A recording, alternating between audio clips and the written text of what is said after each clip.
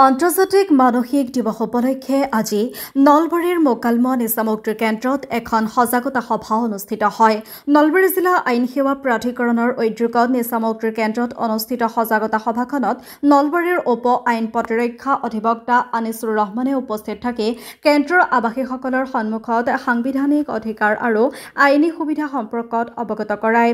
নলবাৰীৰ অৰ্থ আইনী স্বেচ্ছাসেৱক ৰফিকুল ইছলামে আধৰুৱা সভাখনত অধিবক্তা আনিছুৰ ৰহমানে নিচামুক্তি কেন্দ্ৰৰ আৱাসীসকলক উদ্দেশ্যি কয় যে সুস্থ বিবেক অবিহনে মানুহ স্বাস্থ্যৱান নহয়, সুস্থ বিবেকে লক্ষ্যত উপনীত কৰায়।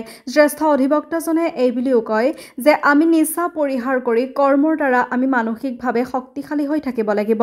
সজাগতা সভাখনত স্থানীয় সাংবাদিক জয়ন্ত ডেকা উপস্থিত থাকি নিচামুক্তিৰ কেন্দ্ৰলৈ অহা প্ৰতিগৰাকীয়ে নতুন জীৱন লাভ কৰা বুলি কোৱাৰ লগতে নিচাৰ বিৰুদ্ধে যুঁজ চলাই জীৱন জীয়াব লাগিব বুলিও উল্লেখ কৰে। প্ৰথমতে মই আমাৰ নিচামুক্তি কেন্দ্ৰৰ আমাৰ মেনেজমেণ্টৰ আমাৰ পৰ্যায় সমিতিক বহুত ধন্যবাদ জ্ঞাপন কৰিছোঁ।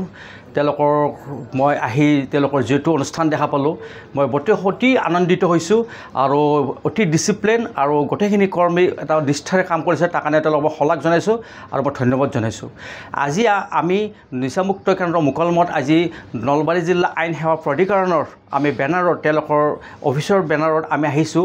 আজি 10 অক্টোবৰ আজি আন্তঃৰাষ্ট্ৰীয় মানসিক দিৱস হিচাপে পালন কৰা হয়।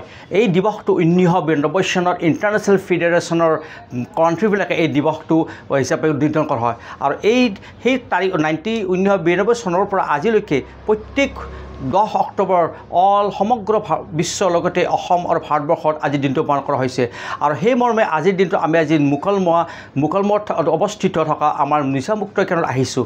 আহি আমি ইয়াত আমাৰ যোনটো আমাৰ এই মেনেজমেণ্টৰ আমাৰ তেওঁলোকৰ লগ ধৰিলোঁ আৰু তেওঁলোকে আজি ইয়াত আমাৰ এখন সজাগতা সভা অনুষ্ঠান কৰিলে আৰু সেই সজাগতা সভাত আমি প্ৰায় ইয়াতে প্ৰায় 55জন মানুহ ইয়াত উপস্থিত আছিল আৰু ইয়াত আৱাসীবিলাকো আছিল। আমি তাতে বিভিন্ন আইনী কথাবিলাক আলোচনা কৰোঁ।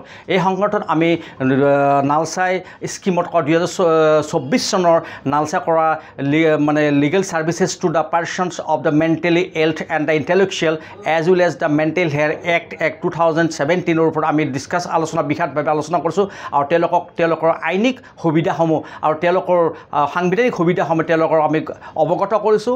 তেওঁলোকৰ সুস্থিৰ জীৱন আমি তেওঁলোকক কামনা কৰিছোঁ আৰু তেওঁলোকক আমি সমাজৰ পৰা এজন আৰু আমাৰ সমাজত প্ৰচলিত হৈ থকা বিভিন্ন নিষিদ্ধ সামগ্ৰী যিবিলাক নিচাযুক্ত দ্ৰব্য যে আজি আমাৰ সমাজৰ পৰা নাইকিয়া হৈ যায় তাৰ কাৰণে সংকল্পবদ্ধ হৈছোঁ আৰু সকলোকে আমি অনুৰোধ কৰিছোঁ যে আমি সমাজখন আগবঢ়াই লৈ যাব লাগে আৰু ইয়াৰ পৰা আমি দূৰত থাকিব লাগে।